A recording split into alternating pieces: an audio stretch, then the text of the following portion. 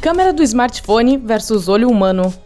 O seu olho e a câmera do telefone têm lentes e superfícies sensíveis à luz. Sua íris pode controlar a quantidade de luz que entra no olho. Sua lente foca essa luz.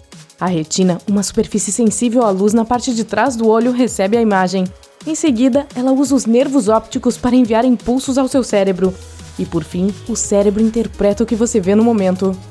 Nos smartphones, a luz atinge a superfície da lente. Uma abertura especial na lente controla quanta luz pode entrar na câmera.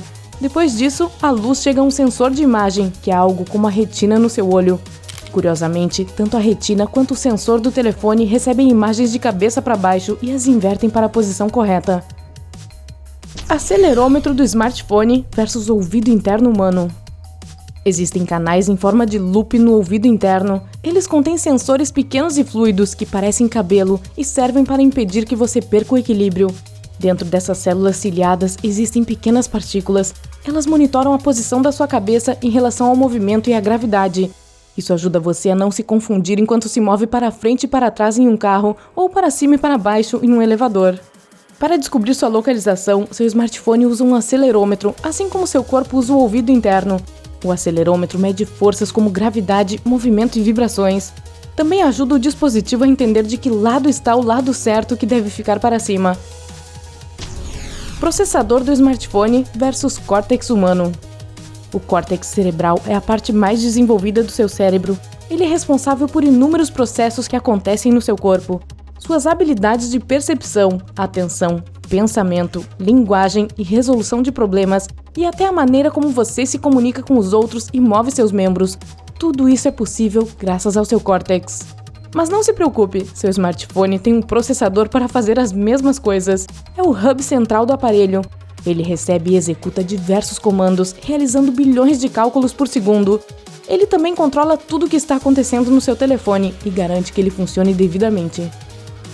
Bateria do smartphone versus estômago humano. Sem energia, você não poderá funcionar, e seu gadget também não. Você obtém energia de tudo que come. Seu corpo digere os alimentos misturando-os com diferentes fluidos do estômago. Os carboidratos das coisas que você come se decompõem em um tipo de açúcar chamado glicose. Ela entra na corrente sanguínea e é usada imediatamente para obter energia ou é armazenada para ser usada posteriormente. Quando o smartphone está ligado na tomada, ele recebe a sua própria comida, a eletricidade. Isso inicia uma reação química dentro da bateria. Depois que a bateria é carregada, ela armazena essa energia química e gradualmente a transforma em eletricidade. Antivírus do smartphone versus sistema imunológico humano. Quando seu corpo detecta invasores, por exemplo, bactérias, vírus ou fungos, seu sistema imunológico entra em ação. Ele caça essas substâncias estranhas e se livra delas. Seu sistema imunológico também mantém um registro de cada micróbio que já foi derrotado, caso precise lidar com ele novamente. Um antivírus, por sua vez, verifica arquivos, programas e aplicativos e compara certos códigos com as informações que possui em seu banco de dados. Alguns desses códigos podem ser semelhantes a um pedaço de malware mantido no banco de dados. O antivírus decide que esse código é um vírus e o remove ou coloca em quarentena. A internet versus a fala humana. Para tornar possível a comunicação com outras pessoas, várias partes do seu cérebro trabalham juntas. Algumas delas ajudam a formular o que você quer dizer. Outras permitem que você pronuncie palavras. A maior parte dessa atividade relacionada à fala acontece na parte esquerda do seu cérebro. A internet também é uma forma de comunicação. Você envia e recebe dados. Todo o processo não é menos complicado. Envolve roteadores, servidores, satélites, torres de telefones celulares, rádios, seu smartphone e um monte de outras coisas. Bússola do smartphone versus senso de direção humano. As pessoas têm um sistema de navegação embutido, e você pode agradecer a uma parte do seu cérebro chamada córtex entorrinal pelo seu senso de direção. Células de localização localizadas lá entram em ação quando você inicia o seu caminho para um determinado lugar. Grupos delas imediatamente formam um mapa do seu entorno. As células de grade são o sistema GPS do seu cérebro. Elas informam onde você está em relação ao local onde começou. E as células de direção da cabeça começam a funcionar quando você está vendo uma direção específica. O GPS do seu smartphone usa ondas de rádio entre satélites e um receptor dentro do seu gadget para obter os dados necessários para descobrir onde você está e que horas são.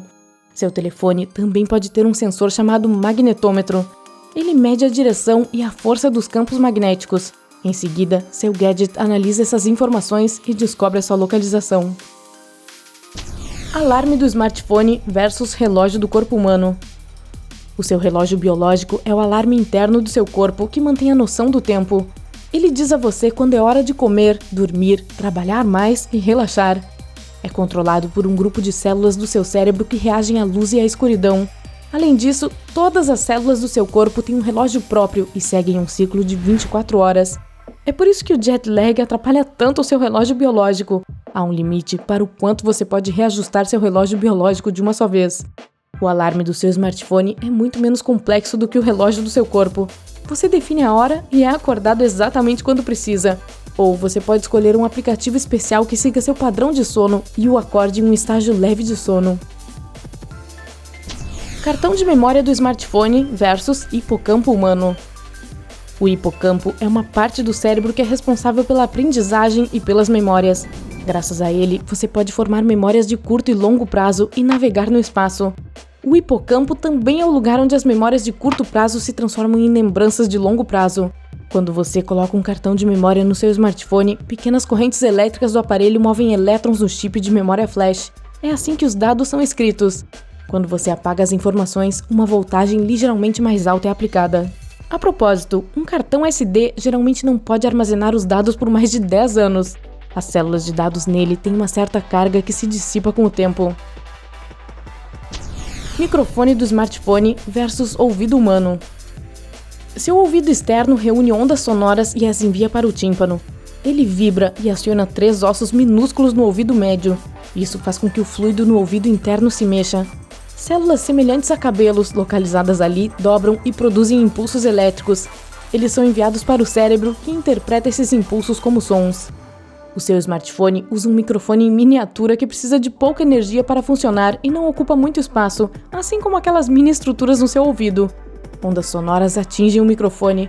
O seu diafragma, um pedaço fino de plástico, alumínio ou mesmo papel, começa a se mexer para frente e para trás. Essa vibração é convertida em pequenas correntes elétricas e então no sinal de áudio. Se você aprendeu algo novo hoje, curta este vídeo e o compartilhe com um amigo. E aqui estão alguns outros vídeos legais de que eu acho que você vai gostar. Basta clicar à esquerda ou à direita e permanecer no lado incrível da vida.